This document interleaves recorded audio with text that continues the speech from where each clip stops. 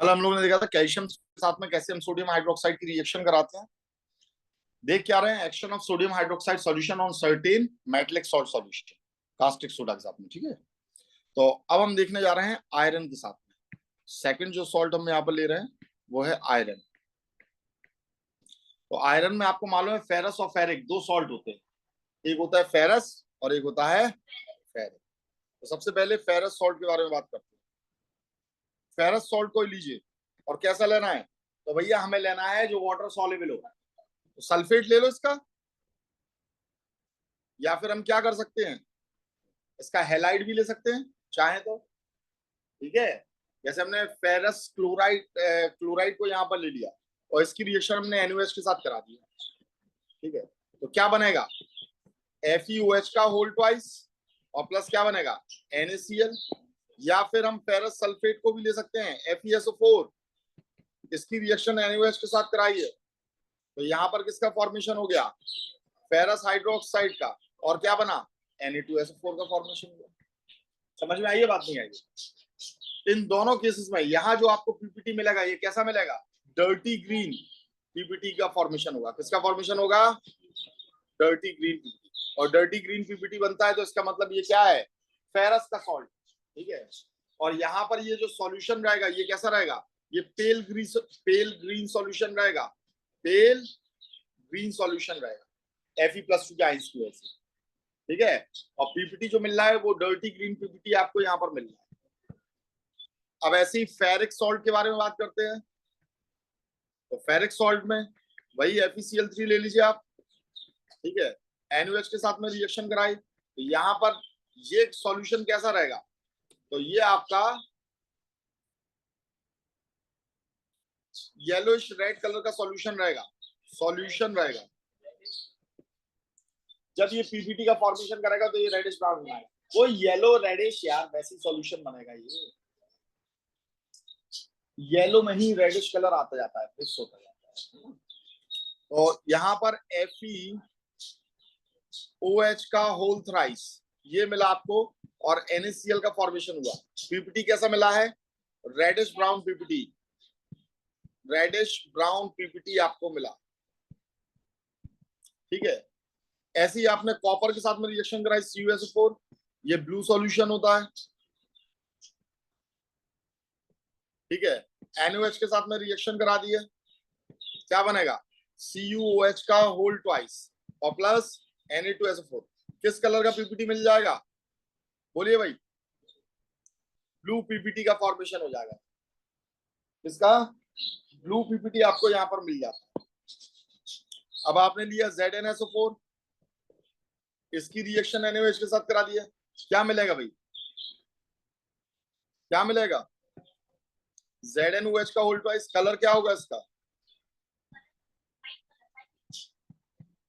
तो यहां पर जो पीपीटी मिलता है बिल्कुल सही, Zn का कोई कलर नहीं होता है, Zn का कोई कलर नहीं होता है, तो यहाँ आपको व्हाइट पीपीटी मिलेगा। क्या मिलेगा, बस व्हाइट के साथ में यहाँ पर जिलेटिनियस जोड़ देना, जिलेटिनियस पीपीटी।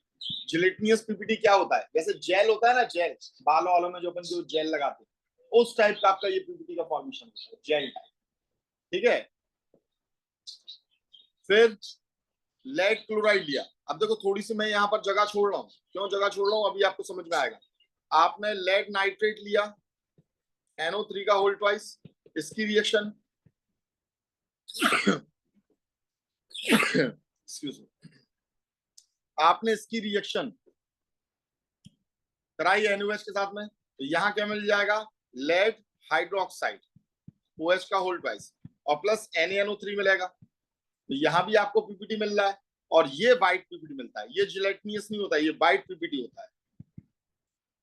समझ में आ गई बात, नहीं आई? ठीक है, अब एक चीज जो आपको बहुत अच्छे से समझनी है, आपको मालूम है एम्फोटेरिक कौन कौन से होते हैं,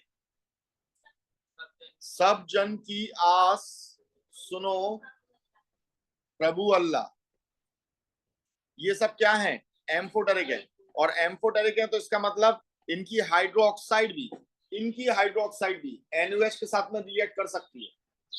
ठीक है, तो जैसे हमने ये लिया ZnOH का होल ट्वाइस और इसकी रिएक्शन अगर और NaOH के साथ करा दी हम, ठीक है, पहले ये स्मॉल अमाउंट में लिया था तो स्मॉल अमाउंट में पीपीटी बन गया, और अगर उसी के अंदर अगर आप और NaOH डालते जाते हो, यानी NaOH एक्सेस में करते हो, तो यही पीपीटी आपका डिसॉल्व हो जाता है, और डिसॉल्व होकर ये क्या देता है, बोलिए क्या देगा,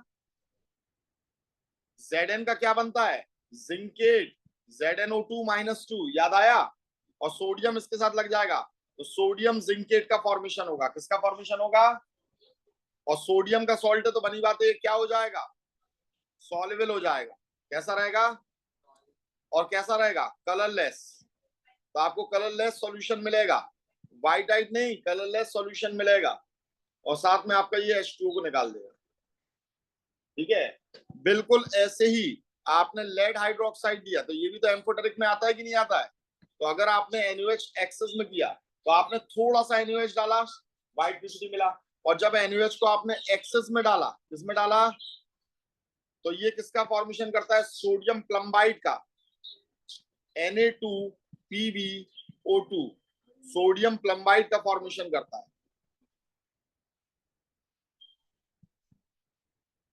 प्लम्बाइड, यहाँ प्लम्बाइड बनाना, प्लम्बेट नहीं बनाना, याद रखना, ठीक है, और साथ में आपका ये H2O निकालेगा, कोई प्रॉब्लम इसमें, ठीक है।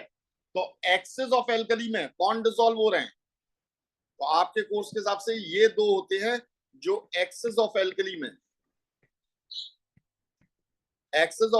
में, इनके पीपीटी गेट डिसॉल्व,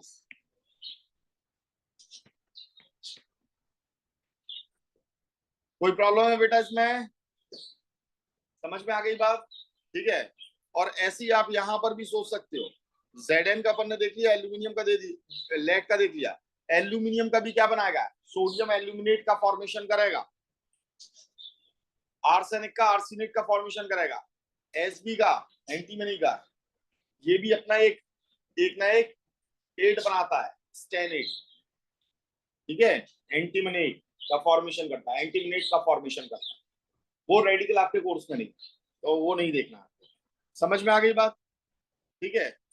अच्छा, अगर हम अमोनियम का कोई सॉल्ट लेते हैं और इसे अगर NaOH के अंदर डालते हैं तो आपको क्या मिलता है, तो देखिए एक तो NaCl बना आपका, दूसरा NH4OH बना, मैंने आपको बताया था NH4OH प्रोडक्ट साइड में स्टेबल नहीं होता है, तो ये क्या बनाता है, H2O और NH3, यानी आपका ये NH3 गैस का फॉर्मेशन करता है, और इसकी जो स्मेल होती है बिल्कुल ही अलग टाइप की स्मेल होती है, जैसे पब्लिक यूरिनल्स में से आती है, तो उस स्मेल से हम तुरंत पहचान जाते हैं कि हाँ ये अमोनियम का सॉल्ट था, तो यहाँ अपन ने पहचान किससे करी है, इसकी कैरेक्टरिस्टिक स्मेल होती है, कैरेक्टरिस्टिक स्मेल मतलब जो स्मेल इसमें से आई और किसी में से नहीं आई, कैरेक्टरिस्टिक स्मेल,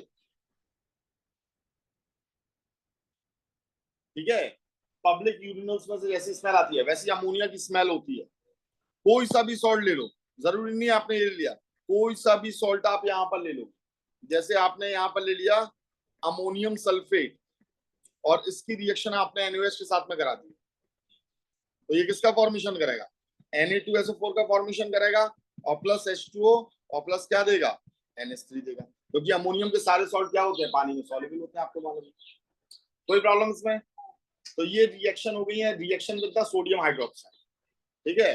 अब हम देखते हैं एक्शन ऑफ अमोनियम हाइड्रोक्साइड, मैंने आपसे कहा था कि ये दो पार्ट में डिवाइड करेंगे, सोडियम और पोटेशियम हाइड्रोक्साइड दोनों को एक साथ रखते हैं और अमोनियम हाइड्रोक्साइड को अलग रखते हैं, ठीक है। तो एक्शन ऑफ अमोनियम हाइड्रोक्साइड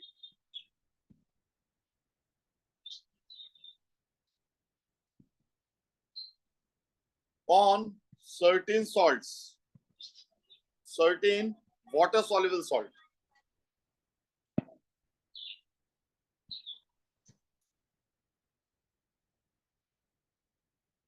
ठीक है भाई। तो जैसे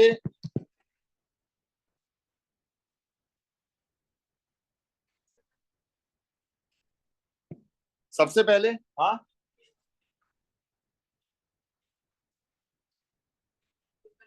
नहीं, कैल्शियम स्पैरिंगली सॉल्युबल होता है तो उसका नहीं देखेंगे, ठीक है। अब हमने जैसे यहाँ पर कैल्शियम सॉल्ट लिया, कैल्शियम सॉल्ट को यहाँ पर लिया, तो कोई भी प्रेसिपिटेशन नहीं आएगा। क्या नहीं आएगा?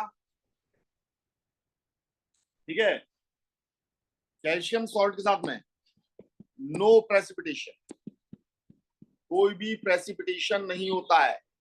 क्यों नहीं होता है? क्योंकि इसने क्या बनाया भाई, अगर कैल्शियम सॉल्ट की अगर आप रिएक्शन कराते हो, CSO4 ले लिया और NH4OH ले लिया, तो यहां पर थियोरेटिकली तो कैल्शियम हाइड्रोक्साइड का फॉर्मेशन करना चाहिए इससे, और अमोनियम सल्फेट बनाना चाहिए इसे। थियोरेटिकली तो बनाना चाहिए कि नहीं बनाना चाहिए? तो व्हाइट पीपीटी यहां पर आना चाहिए, पर आता नहीं है। क्यों नहीं आता है? क्योंकि NH4OH का यहां पर NH4OH जो रहता है ये बहुत वीक होता है टूटने में, ये टूटने में वीक है। सोडियम हाइड्रोक्साइड और पोटेशियम हाइड्रोक्साइड क्या होते हैं? स्ट्रॉन्ग एल्कली होते हैं, और ये क्या है? वीक एल्कली है।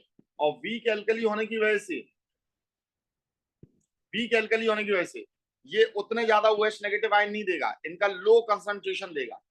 और लो कंसंट्रेशन देगा तो इतना कंसंट्रेशन कैपेबल नहीं है, not capable to extract calcium hydroxide SPPT।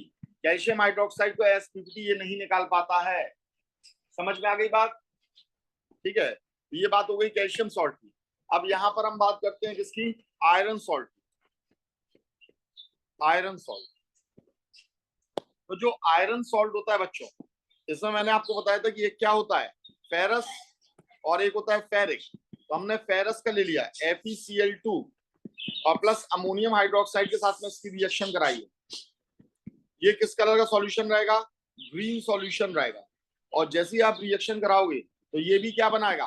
बिल्कुल वैसे ही डर्टी ग्रीन पीपीटी का फॉर्मेशन करेगा और अमोनियम क्लोराइड का फॉर्मेशन कर देगा। डर्टी ग्रीन पीपीटी, कोई प्रॉब्लम इसमें नहीं है। अब फेरिक के बारे में बात करते हैं। फेरिक में जैसे हमने ले लिया Fe2SO4 का होल थ्राइस, इसका नाम है फेरिक सल्फेट।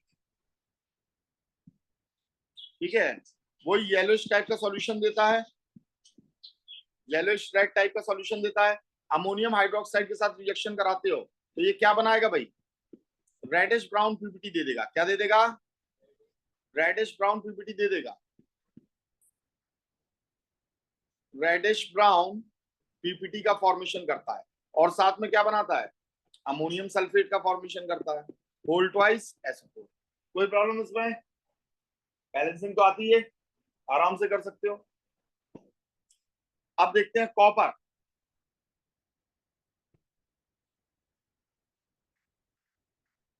सेकंड सॉल्ट,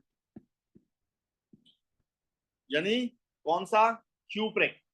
ठीक है, तो हमने CuSO4 के साथ में रिएक्शन करा दिए, इसकी करा दिए, अमोनियम हाइड्रोक्साइड की रिएक्शन करा दिए, तो ये क्या बनाएगा? CuOH का होल ट्वाइस, और प्लस किसका फॉर्मेशन करेगा? NH4 का होल ट्वाइस SO4 का। ये कैसा मिल जाएगा आपको? ब्लू पीपीटी का फॉर्मेशन हो जाएगा। क्या हो जाएगा? ब्लू पीपीटी का फॉर्मेशन हो जाएगा। क्या इसमें अमोनियम हाइड्रोक्साइड डालेंगे एक्सेस में तो क्या सॉल्युबल होगा ये? कॉपर क्या एम्फोटेरिक में आता है? नहीं आता है। फिर भी मैं आपको यहां पर बताऊं, देखो अमोनियम हाइड्रोक्साइड को क्यों हम लोग ने अलग पढ़ा है? इसलिए कि with access of ammonium hydroxide इसका ये पीपीटी डिसॉल्व हो जाता है। क्यों डिसॉल्व हो जाता है? क्योंकि ये कोऑर्डिनेट कंपाउंड का फॉर्मेशन करता है। एक्चुअल में जितने भी ट्रांजिशन मेटल्स होते हैं, ट्रांजिशन एलिमेंट होते हैं, कल मैंने बताया था ना, पीरियड टेबल मैंने आपको बनाई थी यहाँ पर। कहाँ बनाई थी भाई पीरियड टेबल? हटा दिए क्या? हाँ, तो जो भी आपके डी ब्लॉक एलिमेंट्स होते हैं वो कोऑर्डिनेट कंपाउंड्स का फॉर्मेशन करते हैं बेटा। किसका फॉर्मेशन करते हैं? और कॉपर उन्हीं में आता है, डी ब्लॉक में आता है। कॉपर डी ब्लॉक में आता है। डी ब्लॉक में आपका आयरन भी आता है, पर वो फॉर्मेशन नहीं कर पाता अमोनियम हाइड्रोक्साइड के साथ। कॉपर यहाँ पर अमोनियम हाइड्रोक्साइड के साथ फॉर्मेशन कर लेता है। कैसे करता है? देखिए, हमने इसी CuOH को लिया, होल ट्वाइस को, इसकी अमोनियम हाइड्रोक्साइड के साथ में रिएक्शन अमोनियम सल्फेट के साथ में, और थोड़ा और अमोनियम हाइड्रोक्साइड दे दिया हमने, समझ रहे हो? अमोनियम सल्फेट भी यहां पर बना था कि नहीं बना था ये, और साथ में कौन है, और अमोनियम हाइड्रोक्साइड ले लिया, तो ये फॉर्मेशन करेगा CuNH3 का होल 4SO4 का, जो अपने आप में एक क्या है, एक अपने आप में कॉम्प्लेक्स सॉल्ट है, और साथ में क्या निकालता है, H2 होता है टेट्राएमाइन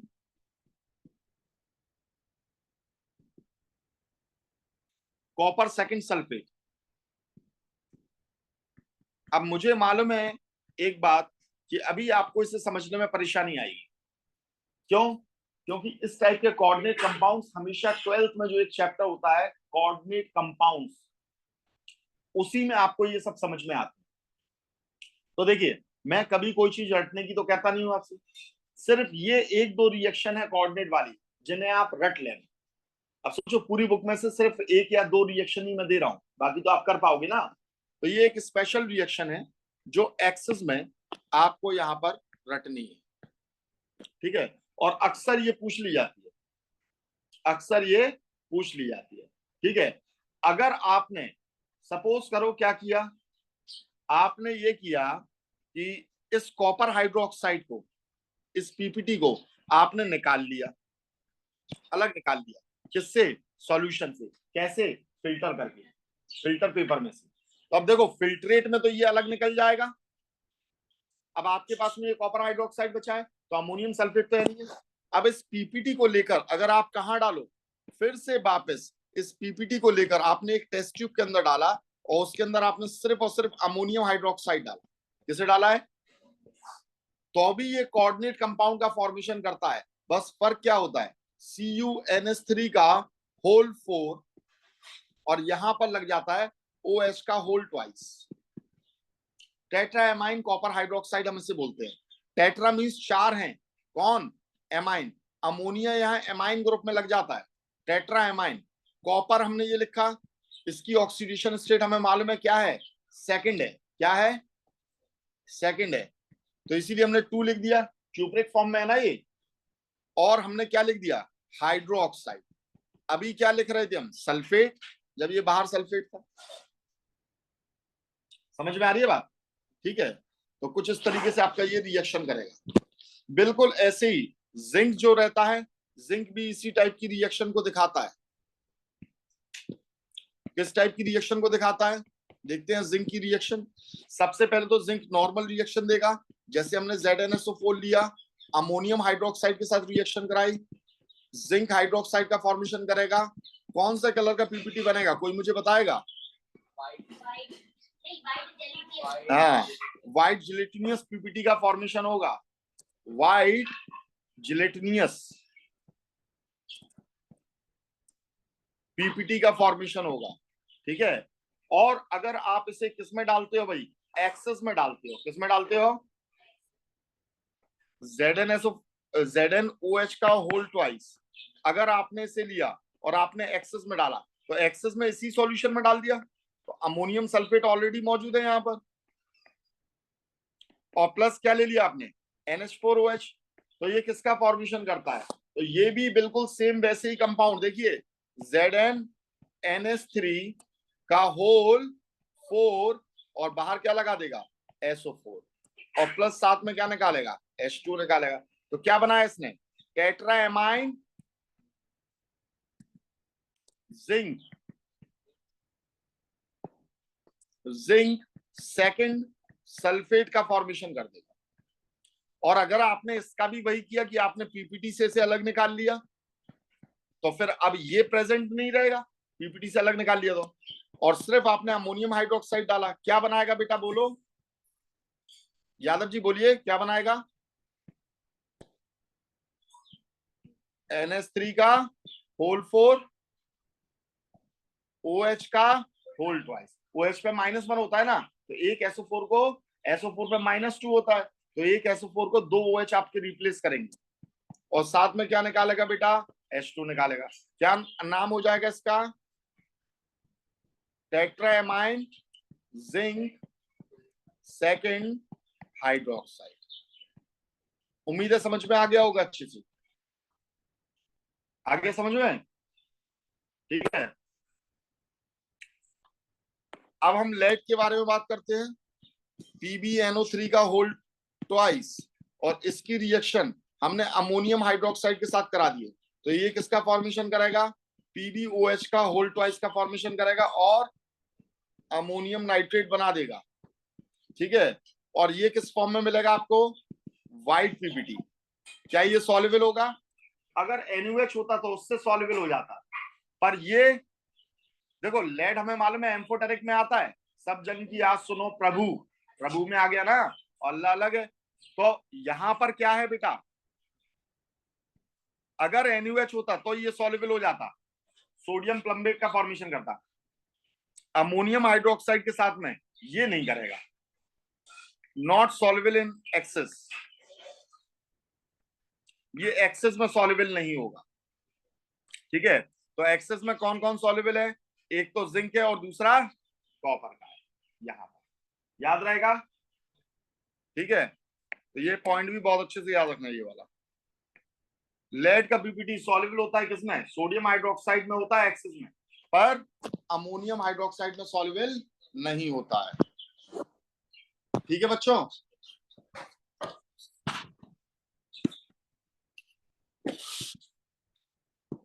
चलिए अब नेक्स्ट पॉइंट देखते हैं हम लोग। Action of alkalis on certain metal. Action of alkalis, अभी हमने सॉल्ट पर एक्शन देखा है, ऑन सर्टेन मेटल। अब कुछ एक मेटल्स पर हम इसका एक्शन देखेंगे। ठीक है, जैसे हमने जिंक लिया और जिंक में हमने क्या डाल दिया? NaOH डाल दिया या KOH डाल दिया, तो ये किसका फॉर्मेशन करेगा?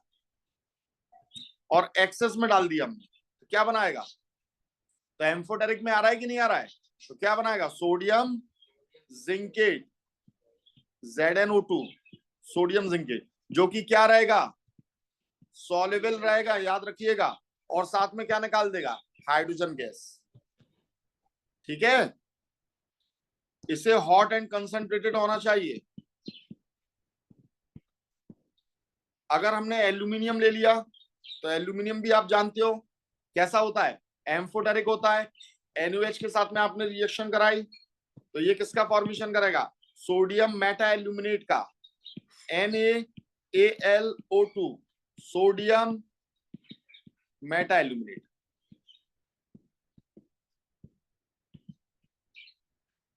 ठीक है, कैसा रहेगा? सॉल्युबल रहेगा। कैसा रहेगा? हमने लेड ले लिया, लेड के साथ में NaOH की रिएक्शन कराई, क्या करेगा बेटा? ये सोडियम प्लम्बाइड का फॉर्मेशन करेगा, Na2PbO2, सोडियम प्लम्बाइड। पोटेशियम से कराते तो क्या होता? पोटेशियम प्लम्बाइड बना देता, बिल्कुल सिंपल बात है। और क्या करता है? हाइड्रोजन गैस को लिबरेट करता है। क्या करता है? क्लियर है बेटा? समझ में आ गई ये बात कि नहीं आई है अच्छे से? ठीक, तो ये एम्फोटेरिक के बारे में मेनली उन्होंने बात करी है यहां पर, जितनी भी बात करी है। ठीक है बेटा? किसमें? एक O2 कहां से आया? अरे बेटा तुम ये बैलेंस कराते हो ना, इसके आगे क्या लगाओगे तुम? ये 2 लगाओगे कि नहीं लगाओगे? यहाँ Na2 है ना, तो बैलेंस करने के लिए 2 लगाओगे। ठीक है, H2 यहां से निकल गया, एक ऑक्सीजन जुड़ गया इसमें, 2 ऑक्सीजन जुड़ गए, Na2PbO2। ठीक है,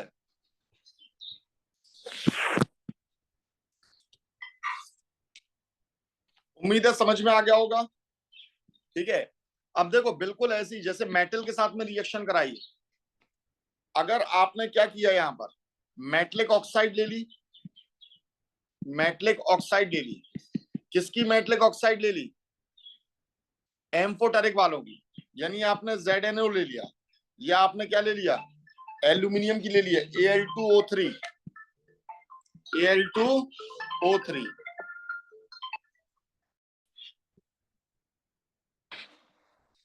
ठीक है, एल्यूमिनियम की ऑक्साइड क्या बनती है? Al2O3 जिसे एल्यूमिना कहते हैं या एल्यूमिनियम ऑक्साइड कहते हैं या लेड ऑक्साइड ले ली। तो आपको एक चीज मालूम है, आप इस सब में क्या मिला रहे हो बेटा? NaOH। तो NaOH का सॉल्यूशन मिला रहे हो, तो सॉल्यूशन में पानी मौजूद है कि नहीं है? और अगर पानी मौजूद रहेगा, जरा बात सुनिए, मैंने यहाँ पानी मिलाया तो ये अपने आप ही क्या बना लेगा? Zinc hydroxide. तो जो जिंक हाइड्रोक्साइड की रिएक्शन है, यहाँ 3 पानी के मॉलिक्यूल मिलाए, तो यहाँ पर AlOH का होल थ्राइस का फॉर्मेशन हो गया 2। ठीक है, यहां भी मैंने क्या मिलाया? H2O मिलाया, तो यहां पर ये किसका फॉर्मेशन कर देगा? PbOH का होल ट्वाइस का। तो चाहे इससे रिएक्शन कराओ हाइड्रोक्साइड से, चाहे ऑक्साइड से रिएक्शन कराओ, सेम बात होती है। और आपको मालूम है कि ये किसका फॉर्मेशन करता है? Na2ZnO2 का, और साथ में हाइड्रोजन की जगह अब क्या निकालेगा? H2O। अभी तक मेटल में क्या निकल ली थी? Hydrogen gas. अब क्या निकाल रहा है? H2O। ये किसका फॉर्मेशन कर लेगा? सोडियम मेटा एल्यूमिनेट का NaAlO2, और प्लस क्या निकालेगा? H2O। ये किसका फॉर्मेशन कर लेगा? ये फॉर्मेशन कर लेगा सोडियम प्लम्बाइड का Na2PbO2। ठीक है, और ये सब कलरलेस रहेंगे। कैसे रहेंगे? कलरलेस रहेंगे। कोई प्रॉब्लम इसमें? समझ में आ गया? और ये चैप्टर फिनिश, एनालिटिकल केमिस्ट्री। अब क्वेश्चन लगा लीजिए, डाउट पूछ लीजिए।